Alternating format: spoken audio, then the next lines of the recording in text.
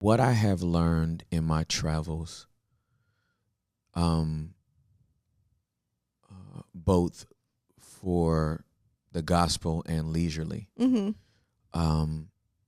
has made me such a more well-rounded person. Yeah. A less judgmental person. A far less arrogant person. And I'm talking about American arrogance. Yeah. Specifically, because we think we're the best. We're number one. Yeah, in everything, and we're weird. But then also, I am such a better preacher because I've had to take my theology out of this country. Like, I don't actually believe my theology had credibility until it was accepted in another country. Now, let me break that down. Yeah. I firmly believe that I don't want to say the majority. I don't want to get into majority and minority. I don't know nothing. There's 330 million people in this country, so let me fall back. There's many people in this country whose gospel can't travel off their block. Like, their gospel could not get on a plane and go to Bangladesh because it wouldn't work. What you preach here will not work there. Right? Like, if you don't preach the gospel message, not literally, like, 7 ways to a breakthrough, and I'm doing a series on how to be successful, and it's like, we make rice, fam. We work in rice fields for 15 hours a day, and we love Jesus. That ain't gonna work out here. Like, give me something to anchor my soul. Yes. And so I'm just always curious when people get to travel, what they learn, from their travels, because both of my boys have to live in another country for a year. That's awesome. Between 18 and 20 years old.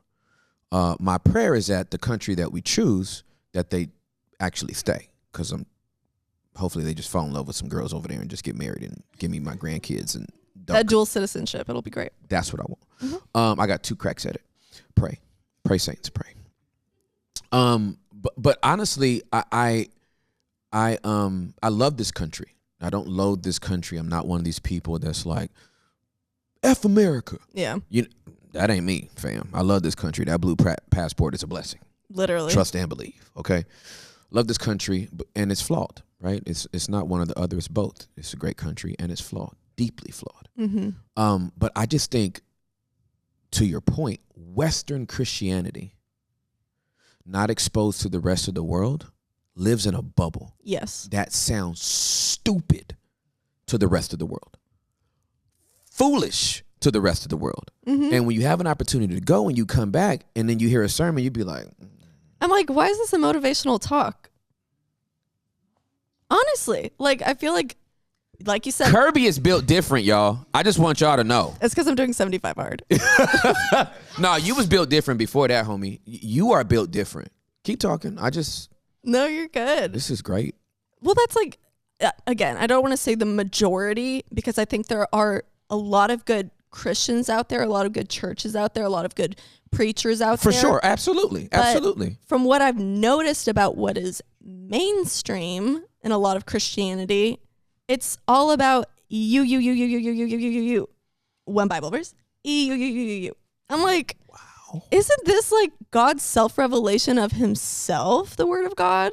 And like, this whole thing is about him. Like, we're reading the Bible to like find ourselves in every story. And it's like, well, this is my Goliath, like paying off my interest debt. This is my Goliath. And I just have to, get this promotion from God, and that'll be my blessing. I'm like, blessing is not money, first of all. But like, secondly, this is not about you.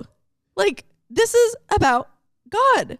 Like, what does it mean to be a disciple? A disciple, a follower of God who learns under their teacher through an intimate walk, Jesus. Like, people aren't properly discipled.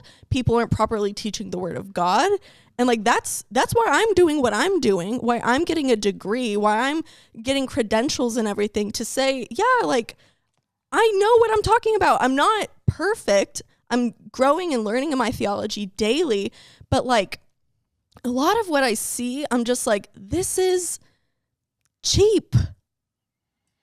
Not everything, but some of it. I feel like people are just tired of it. Like, we want truth. We need truth. Not legalism, but like spirit and truth. John 4.